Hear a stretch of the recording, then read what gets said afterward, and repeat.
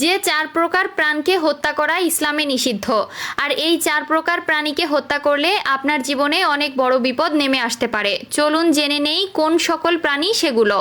Number 1, ব্যাঙ। ব্যাঙ হত্যার ব্যাপারে ইসলামে নিষেধাজ্ঞা রয়েছে। ব্যাঙ এমন একটি প্রাণী যা আধুনিক বিজ্ঞান উন্নত হওয়ার সাথে সাথে তাহার সকল ভালো ধরনের গুণাগুণ আমাদের সামনে আসছে এবং জানতে পারছি। এরা প্রাকৃতির ভারসাম্য রক্ষার পাশাপাশি জমির উর্বরতা বাড়ায়, ফসলের জন্য ক্ষতিকারক পোকামাকড় খেয়ে ফসলের সুরক্ষা দেয়। ব্যাঙের কল্যাণে জমিতে অতিরিক্ত কীটনাশক নিতে হয় না। ব্যাঙ নানা আকৃতির প্রকৃতির হয়, এমনকি ভূমিকম্পের পূর্বাভাস ব্যাঙ দিয়ে থাকে।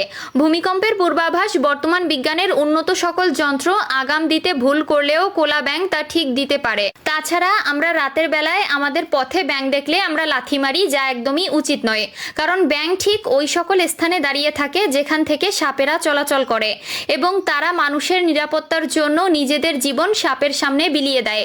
শুধু তাই নয়, যখন নমরুদ ইব্রাহিম আলাইহিসসালামকে অগ্নিপিণ্ডে নিক্ষেপ করেন তখন সে আগুনটি নিভাতে ব্যাঙ আগুনের উপর প্রস্রাব করে। হ্যাঁ, এটা ঠিক যে ব্যাঙের প্রস্রাবে এত বড় অগ্নিকাণ্ড দমে যায়নি বা নিভেও যায়নি। তখন হযরত জিবরাইল আলাইহিসসালাম ব্যাঙকে প্রশ্ন করেছিল, তুমি কেন এই কাজটি করেছিলে? তখন ব্যাঙ উত্তরে বলে, আমরা এই ক্ষুদ্র প্রাণী হয়তোবা এই চিতার আগুন নেভাতে পারবো না, তা আমি জানি, কিন্তু আমি আল্লাহ তাআলা রাব্বুল আলামিনকে দেখাতে চাই যে আমি নমরুদের পক্ষে নই, ইব্রাহিম আলাইহিসসালামের পক্ষে। আল্লাহু আকবার। ঠিক এজন্যই পৃথিবীর একমাত্র প্রাণী ব্যাঙের প্রস্রাবকে পাক বলে ঘোষণা দেওয়া হয়েছে। নাম্বার 2, পিঁপড়া। পিঁপড়াকে কেন মারা যাবে না? এর কারণ হলো পিঁপড়াও আল্লাহর তসবিহ পাঠ করে, আল্লাহর কাছে ক্ষমা প্রার্থনা করে। রাসূলুল্লাহ সাল্লাল্লাহু আলাইহি ওয়াসাল্লাম বলেছেন, তোমাদের সাধারণ ব্যক্তিদের উপর আমার যতখানি মর্যাদা আছে সেটা একজন আলেমের মর্যাদা একজন আবেদের উপর, অর্থাৎ ইবাদতকারীর উপর।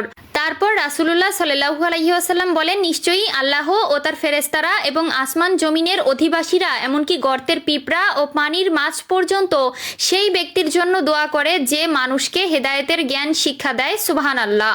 পিঁপড়াকে হত্যা করা উচিত নয়, তবে তারা যদি আমাদের ক্ষতি করে থাকে তবে তাদের তাড়ানোর জন্য ব্যবস্থা গ্রহণ করা যেতে পারে। 3 নম্বর হচ্ছে মৌমাছি। মৌমাছি মহান আল্লাহ তাআলার অপূর্ব সৃষ্টি, যাকে আরবিতে বলা হয় নাহল। পবিত্র কোরআনে নাহল নামে একটি সূরা আবর্তিত আছে। মৌমাছি আমাদের জন্য উৎকৃষ্ট মধু আহরণ করে। প্রিয় নবী সাল্লাল্লাহু আলাইহি ওয়াসাল্লাম মধু খেতে খুবই ভালোবাসতেন। নাম্বার 4, হুদহুদ পাখি।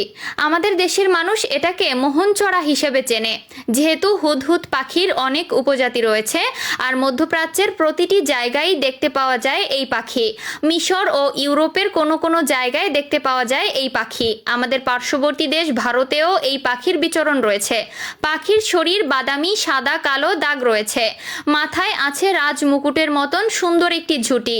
এরা ফসলের জমি থেকে পোকামাকড় খেয়ে ফসলকে বাঁচানোর জন্য বেশি জনপ্রিয়।